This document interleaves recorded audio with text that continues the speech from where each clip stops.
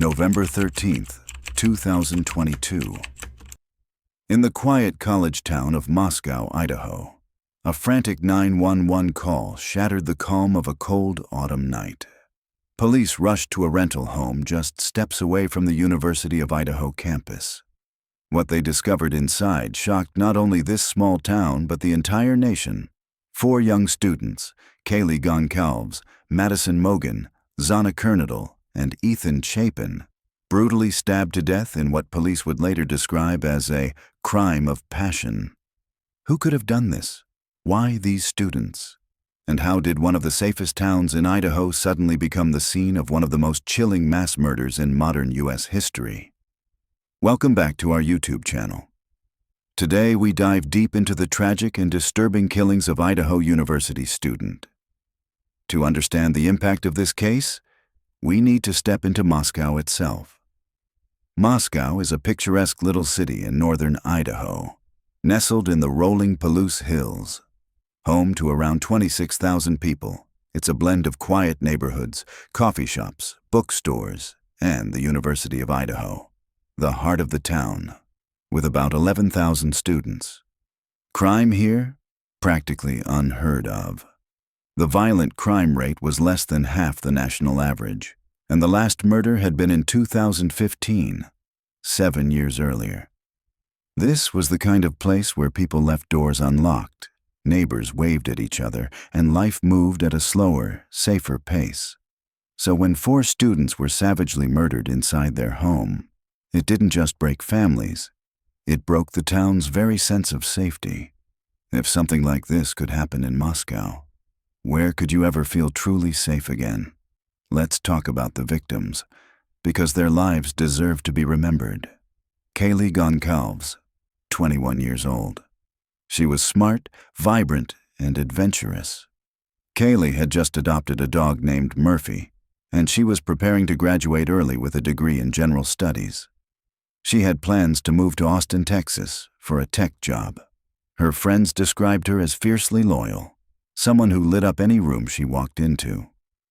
Madison "Maddie" Mogen, 21 years old, was Kaylee's best friend since childhood. They were inseparable, almost like sisters. Maddie was studying marketing and was known for her warm personality, quick wit, and love for fashion. Together, she and Kaylee were a pair that everyone admired, full of dreams, full of life. Zana Kernadel, 20 years old, was a junior majoring in marketing. She was remembered for her fun-loving spirit, always dancing, always smiling. Zana was strong, independent, and had a bright future ahead. Ethan Chapin, 20 years old, was Zana's boyfriend, a triplet. Ethan was studying recreation, sport, and tourism management.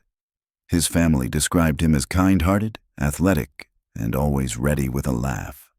That night, he was simply spending time with his girlfriend at her off-campus home. 4 lives, full of promise, cut short in the most brutal way possible. And maybe that's what makes this case so haunting. These weren't just names in a headline. They were sons and daughters, best friends, dreamers, and they never saw it coming. So what happened on that cold November night? The house at 1122 King Road was a 3-story rental just off campus. 6 students lived there. On the night of November 12th, 2022. It was a typical weekend in a college town. Kaylee and Maddie went out to a downtown bar called the Corner Club. Around 1:30 a.m., they stopped by a food truck. Surveillance video later showed them laughing, ordering late-night snacks, completely unaware of the danger waiting ahead. Zana and Ethan had attended a Sigma Phi fraternity party nearby and returned home around 1:45 a.m. 2 other roommates, Bethany Funk and Dylan Mortensen, were also home that night, sleeping on the first floor. They survived. At approximately 4 a.m., authorities believe the killer entered the home. Armed with a fixed-blade knife, he moved silently through the house. After that, Kaylee and Maddie were attacked in their bedroom on the 3rd floor. Zana and Ethan were killed on the 2nd floor. It was later confirmed all 4 died from multiple stab wounds. Some showed signs they fought back, desperately trying to defend themselves. But here's the haunting part. Despite the brutal attacks, the surviving roommates didn't immediately call 911. Dylan later told investigators she heard strange noises, including crying and someone saying, "There's someone here." She even reported seeing a man dressed in black with bushy eyebrows leaving the house. Yet, in a state of shock and fear, she locked herself in her room. The 911 call wouldn't come until nearly noon the next day, hours after the murders. By then, the killer was long gone. From the start, the case baffled investigators. Who could have committed such a violent crime and escaped unnoticed in a small town like Moscow? Detectives combed through over 19,000 tips.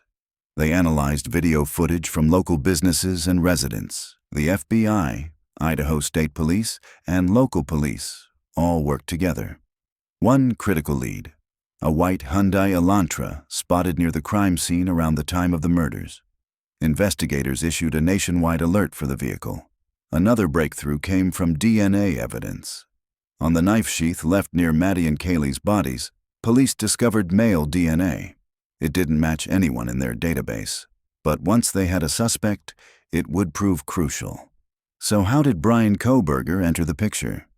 Kohberger was a 28-year-old PhD student in criminology at Washington State University, just a 15-minute drive from Moscow, across the state line in Pullman, Washington.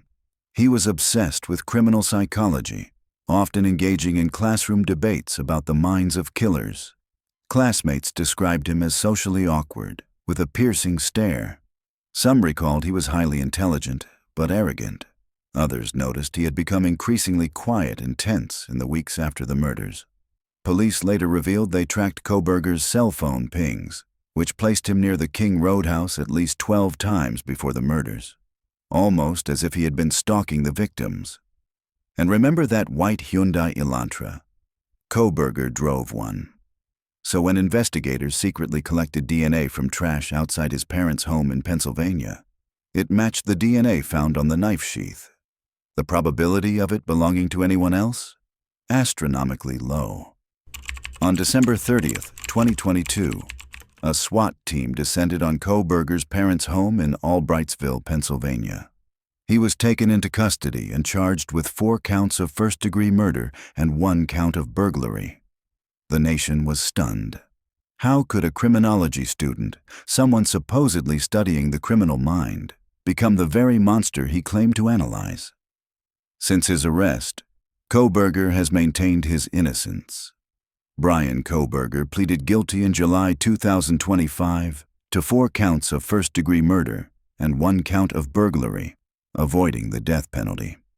He was sentenced to 4 consecutive life sentences without parole, plus a maximum 10 years for burglary. Kohberger is currently held in solitary confinement at the Idaho Maximum Security Institution. Inmates reportedly make his life difficult behind bars.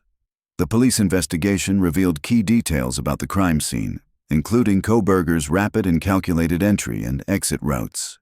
Test runs suggested he could have stabbed all 4 victims and left in as little as about 2 to 4 minutes, though he spent more time inside, around 13 minutes.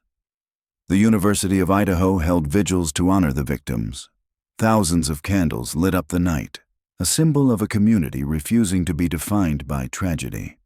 The Idaho murders case leaves us with haunting questions. How did no one hear more? Why did the killer choose this house, these students, this night? Was it a random act or something more personal? And maybe the scariest question of all, what if Bryan Kohberger had never been caught? For Moscow, a town once defined by peace and safety, life will never be the same. But the memory of Kaylee, Maddie, Zana, and Ethan lives on, a reminder of the fragility of life. So I'll leave you with this. What do you think could drive a person with such an academic background in criminology to commit such a brutal crime? How should the justice system balance mental health considerations in violent crime cases like this? Comment below.